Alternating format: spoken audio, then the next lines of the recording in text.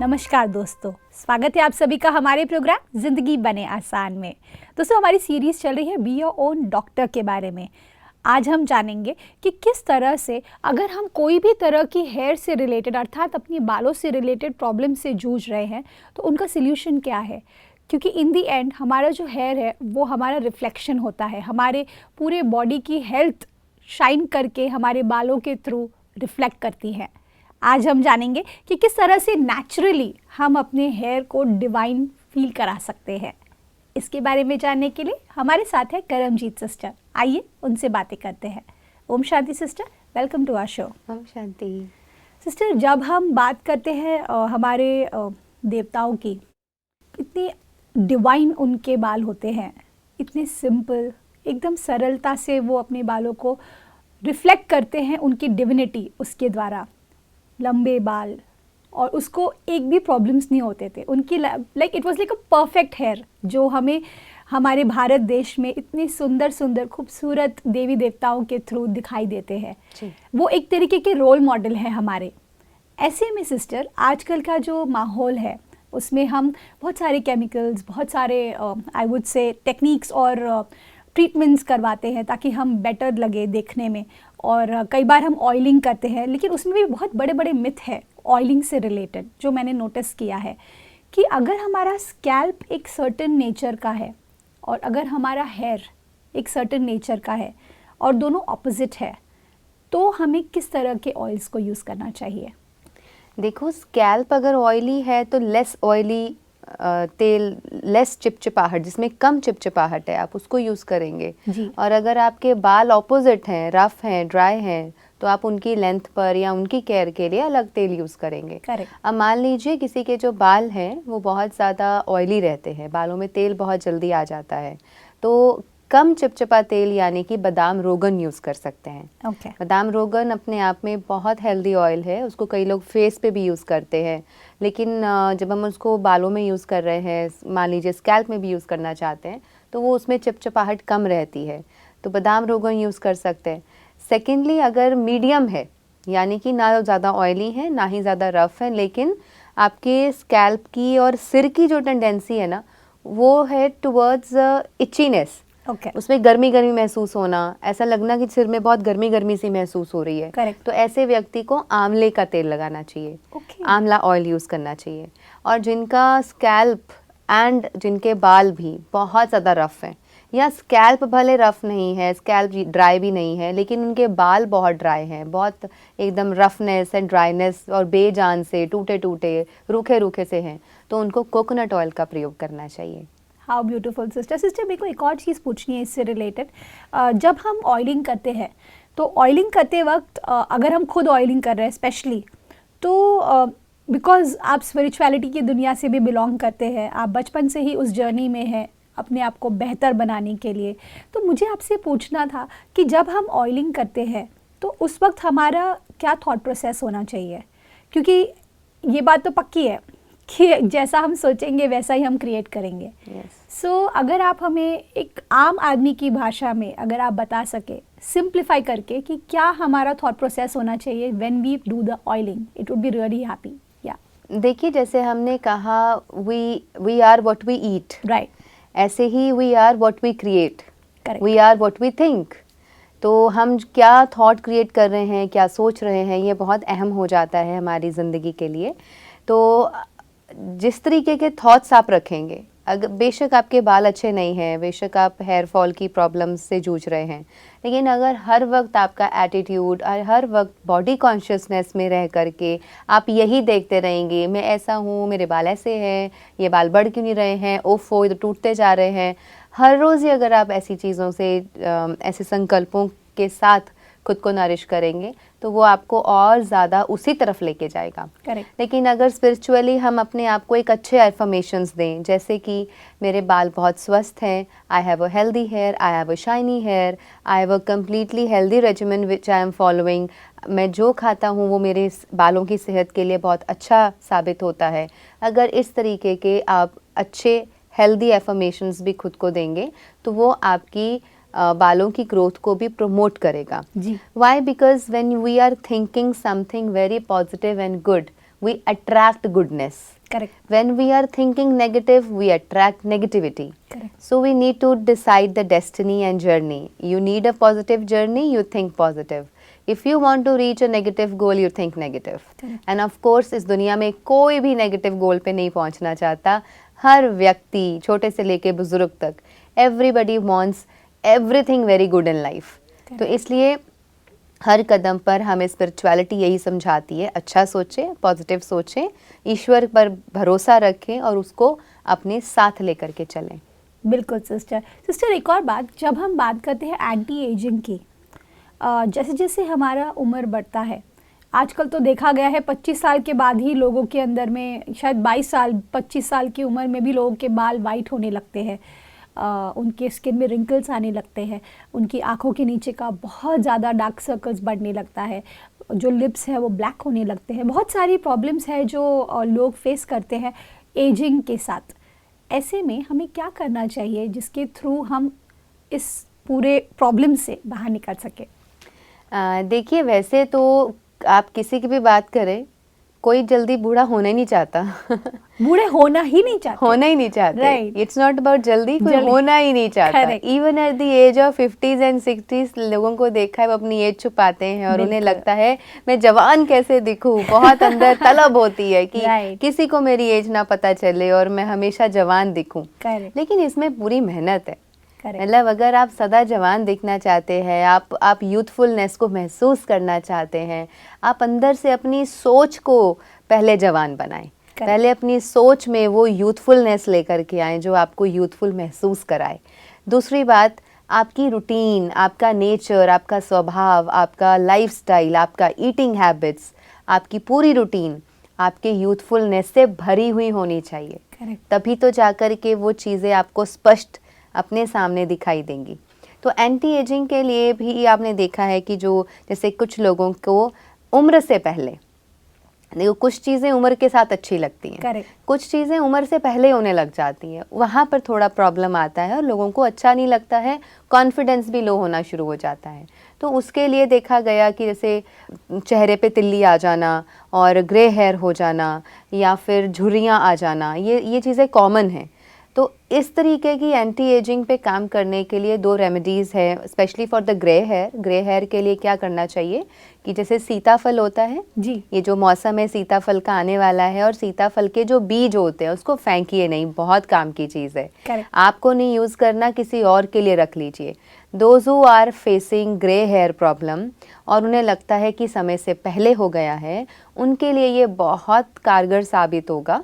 सीताफल के बीज ले लीजिए, उन्हें कूट पीस लीजिए, उसमें आप गाय का दूध डाल करके अच्छे से उसको मैश कीजिए, उसको मथ लीजिए और उसको रख दीजिए, फिर आप उसको अप्लाई कीजिए. तो ये एक बहुत अच्छी रेमेडी है फॉर ग्रे हेयर. और एंटी एजिंग पे एक चीज़ सबसे अच्छी काम करती है, वो ये कि what is the cause of hair fall and grey hair जी. हमारे लिवर की गर्मी, जब लिवर बहुत ज़्यादा गर्मी प्रोड्यूस करता है, हीट बढ़ जाती है, उसकी वजह से भी ये प्रॉब्लम्स होती हैं. तो लिवर को ठीक करने के लिए और उसको ठंडक देने के लिए या उसकी हीट कम करने के लिए एक बहुत अच्छी पुरानी हमारे ऋषियों मुनियों की बताई हुई रेमेडी है. वो 2 ही चीज़ें हैं और बहुत आसानी से हर घर में अवेलेबल होती हैं. एक है अनार का छिलका और दूसरा है देसी गुलाब. तो ये दोनों चीज़ें हमें चाहिए और इसको बनाने की 2 विधियाँ हैं. नंबर 1 कि आपके पास फ्रेश गुलाब की पत्तियां हैं, आप उनको सुखा लीजिए. जितना भी देसी गुलाब आप सुखाना चाहते हैं, आप उसको शेड में और थोड़ा धूप में, थोड़ा शेड में समय को देखते हुए आप उसको अच्छे से पूरा ड्राई कर लीजिए. तो वो जो ड्राई पेटल्स होंगी रोज़ की, पर देसी गुलाब होना चाहिए, जो एक दूसरे को देने के लिए गुलाब होता है वो वाला गुलाब नहीं, बिल्कुल देसी इंडियन गुलाब जो कई बार पिंकिश या फिर रेड कलर में होता है, उसकी बहुत मीठी सी खुशबू होती है जी. तो वो उस गुलाब की पंखुड़ियों को सुखा ले. दूसरा, आप जो हम अनार खाते हैं, अनार के छिलके कभी वेस्ट नहीं करें. अनार के छिलकों के भरपूर फ़ायदे हैं, आप कहीं पर भी उसको देख लीजिए. आयुर्वेद में अनार के छिलकों से बहुत दवाइयाँ बनती हैं. तो अनार के छिलके जो हैं उनको भी आप सुखा लीजिए शेड में और सुखा लेने के बाद अगर महसूस हो कि उसमें कोई नमी है या कुछ है तो आप उसको धूप में भी थोड़ी देर के लिए सुखा सकते हैं, फिर उसको शेड में रख लें। लेकिन ऐसी जगह पर ना रखें जहाँ पर इनको काई लग जाए या उस पर फंगस आ जाए, फंगस, okay. या फिर आप उस पर एक वाइट कलर की जो लेयर होती है फंगस की वो आ जाए, तो वो नहीं होना चाहिए। इसलिए हमारी जो औषधियाँ हैं आयुर्वेद में जितनी भी जिनको सुखा के यूज़ किया जाता है उन पर ये बहुत अटेंशन देना पड़ता है कि किसी तरह की फंगस का अटैक उस पर ना हो। करेक्ट। अगर फंगस लगी हुई होगी तो we can not use those remedies, उन औषधियों को बिल्कुल भी यूज़ नहीं कर सकते। तो इन दोनों को सुखा करके और पीस करके थोड़ा सा उसको आप पाउडर फॉर्म में, ना तो बहुत ही वो टुकड़ों में रहे ना ही बिल्कुल ही पाउडर फॉर्म में रहे, जैसा भी है आप उसको अच्छे से कूट पीस कर एक कांच के बर्तन में डाल के रख लीजिए और हर रोज़ उसमें से आधा चम्मच लेके मिट्टी के बर्तन में 1 गिलास पानी डाल के उसको खूब उबालिए। उतना उबालिए जब वो आधा रह जाए जी। आधा रह जाने पर जब वो थोड़ा सा पीने लायक हो जाए, अगर तो उसको ऐसे ही पी सकते हैं क्योंकि थोड़ा सा कसैला टेस्ट हो जाता है उसका, क्योंकि जब ये दोनों चीज़ें ड्राई फॉर्म में होती हैं तो कसैला टेस्ट आता है। ओके। और वो कुछ लोग पी सकते हैं, कुछ लोग नहीं पी सकते हैं। अगर आप उसको ऐसे ही पी सकते हैं तो कांच के गिलास में उसको स्ट्रेन करके पी लीजिए, नहीं तो आप उसमें थोड़ा सा हनी ऐड करके ले लीजिए। And let me make this very sure कि हनी के अलावा और कुछ नहीं डालना है, ना चीनी, ना गुड़, ना शक्कर, ना मिश्री, कुछ नहीं। Only honey can be added and that can be taken. अगर इसको 3 महीने तक 10-15 दिन से शुरू करें, 1 महीना, 2 महीना, 3 महीना लिया जाए, सुबह शाम भी ले सकते हैं खाली पेट, या कम से कम एक बार खाली पेट लें। लिवर की पूरी गर्मी उठ जाती है, लिवर ठीक हो जाता है और आपका स्किन भी इम्प्रूव होता है, आपका हेयर फॉल जो रुक जाता है, नए बाल आने शुरू हो जाते हैं, हेयर ग्रोथ बहुत अच्छे से हो जाती है। इनफैक्ट ये सिर्फ बालों पे नहीं, ये आपकी पूरी बॉडी पे काम करता है, बिकॉज लिवर का फंक्शन पूरी बॉडी के लिए है, it's not only for hair. Correct. तो हमारी कंप्लीट एंटी एजिंग फार्मूला है ये, एंटी एजिंग का कंप्लीट फार्मूला है जो कोई भी व्यक्ति इसको यूज़ कर सकता है। लेकिन अगर किसी को इसको लेने से आर्थराइटिस के पेन्स, जॉइंट पेन्स या किसी भी तरह का वात का दर्द बढ़ता हो, फिर थोड़ा सा हमें ध्यान देना पड़ेगा कि या तो हनी ऐड करके लें या फिर कुछ समय के लिए उसको रोक दें अगर आपको उससे किसी भी तरह का साइड इफ़ेक्ट हो रहा है। तो यूजुअली इसका कोई साइड इफ़ेक्ट नहीं है, सिर्फ अगर ठंडक की वजह से लगे कि लिवर में ठंडक हो रही है तो उससे मेरे को जॉइंट पेन्स भी हो रहे हैं या मेरी पेन बढ़ रही है, तो उसको कुछ देर के लिए डिसकंटिन्यू किया जा सकता है, या फिर आप उसको हनी के साथ लेकर के देखें। हनी के साथ लेकर के देखने के बाद चेक करें कि उससे तो नहीं प्रॉब्लम बढ़ रही, देन उसका यूज़ कंटिन्यू किया जा सकता है। और इसको लेने का एक और तरीका है, मान लीजिए आपके पास ड्राई फॉर्म में अवेलेबल नहीं है लेकिन आपके पास फ्रेश फॉर्म में अवेलेबल है, तो भी आप पानी लीजिए और उसमें 1 गुलाब का फूल, उसकी पंखुड़ियाँ डाल दीजिए और जो अनार का छिलका है उसका सिर्फ 1/4 पार्ट लेकर के, पूरे छिलके का 1/4 पार्ट लेकर के उसको, यानी कि 1 फूल और अनार के छिलके का 1/4 पार्ट जी, तो उसको डाल करके आप बॉईल कीजिए। बॉईल करके जब वो आधा रह जाए तो उसको भी आप छान करके पी सकते हैं। सिस्टर, एक चीज़ मुझे इससे रिलेटेड पूछना था कि अगर ड्राई करके लेते हैं तो उसके क्या बेनिफिट्स है, और अगर उसको हम फ्रेश लेंगे तो ये दोनों में से बेटर कौन सा है? दोनों ही बेटर हैं। ओके। और दोनों का ही काम सेम है। अच्छा। वो इंस्टेंट है कि आपके पास हर रोज़ ताज़ा अवेलेबल है। राइट। जिनके जिनके पास ताज़ा अवेलेबल है वो ताज़ा ले लें, जिनके पास ताज़ा अवेलेबल नहीं है वो इस तरीके से प्रिपेयर करके रख लें ताकि वो 3 महीने तक, 1-2 महीने, 3 महीने तक आप उसको औषधि को यूज़ कर सकें। बिकॉज आयुर्वेद में ड्राई फॉर्म में जो औषधियाँ बनाई जाती हैं वो इसीलिए बनाई जाती हैं कि जिनको इंस्टेंटली प्लांट बेस्ड फ्रेश चीज़ें नहीं मिल रही, वो सुखा करके रखी हुई यूज़ कर ली जाएं। करेक्ट। इसीलिए my mother has a very good habit कि जब सर्दियाँ आती हैं हमें तुलसी नहीं मिलती, गर्मियों में तुलसी भरपूर होती है, वो गर्मियों के एंड होने तक उसको सुखा करके काफ़ी सारे को स्टोर करके रख लेती हैं ताकि सर्दियों में तुलसी और पुदीना जो चीज़ नहीं अवेलेबल है उस समय पर आप ड्राई फॉर्म में उसको यूज़ कर सकते हैं। Very so this is a very good habit जो हर घर में होनी चाहिए, कि जिन औषधियों को आपको लगता है कि हमें ज़रूरत है और एक पर्टिकुलर मौसम में वो पौधा नहीं उगता है, जैसे तुलसी सर्दी में नहीं हो पाती जहाँ बहुत ठंड होती है, तो आप उसको पहले ही तैयारी कर लीजिए। अपनी तुलसी, अपने ही घर की तुलसी को सुखा करके अपनी चाय के लिए औषधि के रूप में लेने के लिए ड्राई करके पहले ही रख सकते हैं। सिस्टर, ये जो स्टोर करना है ड्राई करने के बाद में, इसे फ्रिज में स्टोर करना है कि कहाँ रखना है? कांच के बर्तन में ओपनली स्टोर करना है, never in the fridge, never in the refrigerator. तो वो अनार के छिलके का भी कुछ प्रॉब्लम नहीं होगा अगर वो ड्राइड रहेगा तो? वंस जितनी भी आयुर्वेद की औषधियां हैं, एक बार जब उसको ड्राई फॉर्म में कर लिया जाता है तो उसका कुछ नहीं बिगड़ता। अच्छा, then they are completely safe. Wow, this is amazing sister. Sister, एक और बात, जब हम बात करते हैं हेयर रिलेटेड कोई भी प्रॉब्लम्स की, ये ना हमारे सेल्फ कॉन्फिडेंस पर भी बहुत इम्पैक्ट करता है जी, क्योंकि साइकोलॉजिकली अगर कोई व्यक्ति के बाल झड़ रहे हैं, कोई बॉल्ड हो चुके हैं कम उम्र में, या फिर मतलब उनके बाल पूरे चले गए हैं, या फिर कोई ऐसे व्यक्ति है जिनको कोई बीमारी की वजह से बहुत ज़्यादा हेयर फॉल हो रहा है, तो ऐसे लोगों की सेल्फ बिलीफ पर कैसे काम किया जाए? क्योंकि देखिए, हम रेमेडीज़ तो कर देंगे, वो शायद करेंगे भी, लेकिन वो एक अंदर से जो एक आवाज़ आती है कि नहीं, it's possible, it's going to heal, या I am doing the right thing, मतलब वो बिलीफ पर कैसे काम किया जाए?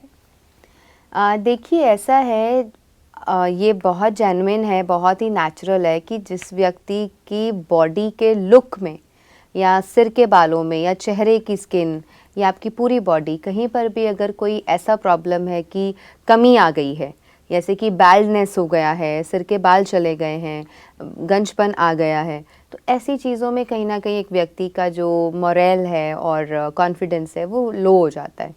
तो ऐसे व्यक्ति को अपलिफ्ट करने के लिए उनको एक पैकेज देना ज़रूरी है। Give it a complete package, you know. One is hair care routine, number 2 is something to apply, it can be oils, shampoo कौन सा यूज़ करना है, किस तरीके से अपनी फिज़िकल केयर करनी है। जी, फिज़िकल केयर तो चलो करने लग गए और सारी चीज़ों को हमने, सारी रेमेडीज़ को फॉलो करना शुरू कर दिया, लेकिन उसके साथ साथ ज़रूरी है कि हम उस फैक्टर पे या उस पार्ट पे ध्यान दें जो अंदर से एक्चुअली उन चीज़ों को बूस्ट कर रहा है। तो वो है हमारा मन को सशक्त करना, इस बिलीफ सिस्टम को लेके आना कि yes, I am doing the right things, right remedies, और ये डेफिनेटली मेरा जो एंड रिज़ल्ट है उसको बहुत अच्छा कर देने वाली हैं। जी। तो वो जो बिलीफ सिस्टम है अपने अंदर लेके आना, कॉन्फिडेंस बिल्ड करना और अपना ध्यान उससे हटा देना, ये बहुत ज़रूरी है। अगर हर रोज़ अपने चेहरे को, बालों को शीशे में देख करके बुरा फील करते रहेंगे, यानी कि हम सेल्फ को रिजेक्शन दे रहे हैं। I am rejecting my own self, I am not loving myself, I am not liking my identity, I am not loving and liking my looks anymore, और ये एक तरह से सेल्फ रिजेक्शन हो रही है। राइट। और जब मैं ही खुद को रिजेक्ट कर रहा हूँ या कर रही हूँ तो दुनिया मुझे कैसे एक्सेप्ट करेगी? करेक्ट। तो वहाँ पर 2 थॉट्स जो बहुत ज़रूरी हैं। नंबर 1, इस पूरी सृष्टि का मालिक परमात्मा, वो शरीर को नहीं, वो आत्मा को देखता है। वो हमारे लुक्स नहीं देखता, वो सिर्फ आत्मा की क्वालिटीज़, आत्मा को ही देखता है। तो वो हम पूरी सृष्टि की किसी भी आत्मा को कभी रिजेक्ट नहीं करता है। उसका प्यार सभी के लिए है, चाहे कोई कैसा भी है। सो पहले तो ये चीज़ कि इस पूरी सृष्टि का मालिक मेरा गॉड फादर, सुप्रीम फादर, मेरा जो रियल पिता है, उसके लिए तो मैं आज भी अडोरेबल हूँ, उसके लिए तो मैं आज भी उतना ही प्यारा हूँ, चाहे परफेक्ट हूँ, चाहे 4 बाल ही रह रहे हैं सिर में, correct, doesn't matter, right. Number 2 कि जब हमने गुड एफर्मेशंस, पॉजिटिव एफर्मेशंस लेनी शुरू कर दी, तो सबसे पहले उसमें आती है self love, self care, self satisfaction and self acceptance. Accept कर लिया, ओके ठीक है, होता है, सबके साथ होता है, बहुत लोगों के साथ होता है, तो क्या हुआ अगर मेरे साथ भी हो गया? तो I accept myself as I am, I love myself as I am, I like myself as I am. जब हमने ये एफर्मेशंस ले ली, यानी कि हमने नेचर और परमात्मा दोनों का ही रिगार्ड किया, दोनों को ही रिस्पेक्ट दिया, खुद को भी रिस्पेक्ट दिया, प्रकृति को भी रिस्पेक्ट दिया, परमात्मा को भी रिस्पेक्ट दिया, तो फिर आप देखेंगे कि आपका मूड, आपका confidence everything gets elevated. Correct. तो जब हम अंदर से अच्छा फील करेंगे, फिर वो बाल आ भी जाएंगे या नहीं भी आएंगे, हम दोनों संदर्भ में खुश ही रहने वाले हैं। करेक्ट। सिस्टर, यहाँ पर एक और पहलू जुड़ता है जो मैं बोलना चाहूँगी। जब ऐसा कुछ होता है ना हमारे साथ, सपोज अगर हमें कोई स्किन डिजीज़ हो गई या फिर कोई हेयर का कोई डिजीज़ हो गई या फिर कोई जॉइंट पेन हो गया, कुछ लोग जो थोड़े इनोसेंट होते हैं वो ऐसा बोलते हैं ये भगवान ने मेरे साथ ऐसा क्यों किया, ये भगवान ने मेरे साथ ऐसा क्यों किया, मेरे ही साथ ऐसा क्यों किया, मैं तो अच्छी खासी लाइफ जी रही हूँ, मैंने तो किसी को दुख नहीं दिया है, मैंने तो किसी को तकलीफ़ नहीं दी है, तो मुझे ऐसी बीमारी क्यों दी है। भले बिकॉज मे बी शायद वो इतने पेन में गुजर रहे हैं तो इनोसेंटली वो ये बात कह देते हैं, लेकिन बिकॉज आप स्पिरिचुअल वर्ल्ड से भी बिलोंग करते हैं और आप एज अ डॉक्टर भी है at the same time, so that's why I wanted to ask you this question कि उन लोगों के लिए आपकी क्या बिलीफ है कि क्या करना चाहिए, उन्हें क्या सोचना चाहिए। देखिए, यहाँ पे क्लैरिटी होना ज़रूरी है, और क्लैरिटी इस बात की कि परमात्मा हमारा वेल विशर है, उसको कहीं पर भी हमारे से कोई रिवेंज नहीं लेना है। परमात्मा का हमारे साथ कोई दुश्मनी नहीं है जी। वो हमारा माता पिता है, हमारा कोई एनिमी नहीं है। और माता पिता हमेशा अपने बच्चे के सुख के लिए, बेनिफिट के लिए ही सोचते हैं, Correct. कभी भी अपने बच्चे के नुकसान के बारे में नहीं सोचते। तो परमात्मा के लिए ऐसा सोचना कि ईश्वर ने मेरे साथ ऐसा किया, उसकी वजह से ऐसा हुआ, this is completely wrong, this is actually a very big mistake. जी। तो ऐसा करके तो हम खुद को और परमात्मा को भी डिसरिगार्ड कर रहे हैं। करेक्ट। हम उसकी नज़र में भी जैसे कि नीचे गिर रहे हैं, या परमात्मा के लिए ऐसा सोच के, अपने बाप के लिए ऐसा सोच के, अपने पिता के लिए ऐसा सोच के, it's really a very big disregard for him. क्योंकि वो हम में से इस पूरी सृष्टि में जितने जीव जंतु, पशु पक्षी या मनुष्य हैं, किसी के साथ भी उसका कोई वैर विरोध नहीं है, इसीलिए उसको निर्भव निर्वैर कहा जाता है। Correct. और उस परमात्मा ने तो हमारे लिए इस सृष्टि पर दिया ही इतना कुछ है कि धन्यवाद करने लगे तो सारी उम्र बीत जाएगी, फिर भी धन्यवाद छोटा पड़ जाएगा। Correct. कम पड़ जाएगी उम्र, धन्यवाद इतना ज़्यादा है करने के लिए। Correct. So we should never think like this and we should always have a happy and very positive approach towards the life. Sister, आपने कितने सिंप्लिसिटी से इस बात को बता दिया, और मैं एब्सोल्युटली आपसे अग्री करती हूँ इस बात पे कि ईश्वर जो है वो हम सबको एक समान देखता है और हमारे साथ है, हमारे दिल के अंदर है, बस हमें उसे फील करने की ज़रूरत है। All thanks to you sister, thank you for your valuable time and for all the efforts that you are taking. Thank you so much. ओम शांति। ओम शांति। दोस्तों, आज के एपिसोड में हमने जाना कि अगर हमें अपनी हेयर केयर करना है, अपना खुद का सेल्फ लव क्रिएट करना है, तो सबसे ज़्यादा पहले फर्स्ट स्टेप ये होता है कि हम ईश्वर को सदा अपने साथ रखें, क्योंकि उसी ने तो ये शरीर दिया है ना दोस्तों। तो उन्होंने ये तो बोला है कि अगर आप मुझे याद रखोगे तो मैं आपके साथ सदा रहूँगा। साथ ही साथ आज जो आपको टिप्स बताए गए हैं, नेचुरल टिप्स, आप उन्हें अपनी ज़िंदगी का हिस्सा बनाइए। अगर आपने उसे मिस कर दिया है नोट डाउन करना, तो प्लीज़ पीछे जा कर के ज़रूर देखिएगा इस एपिसोड को। मेरा एक ही इंटेंशन है दोस्तों, इस पूरी सीरीज़ के द्वारा बी योर ओन डॉक्टर में वो यही है कि आप खुद इतने इक्विप्ड हो जाएं कि आप हर बीमारी से अपने आप को हमेशा के लिए बाहर निकल पाए। इस बात के साथ आज की प्रोग्राम को एंड करते हैं। कल आपसे फिर मिलेंगे आपके ही शो में ज़िंदगी बने आसान। ओम शांति। अधिक जानकारी के लिए संपर्क करें। जिंदगी बने आसान, Brahma Kumaris Godlywood studio, Shantivan, Abu road. Call 8094913 487।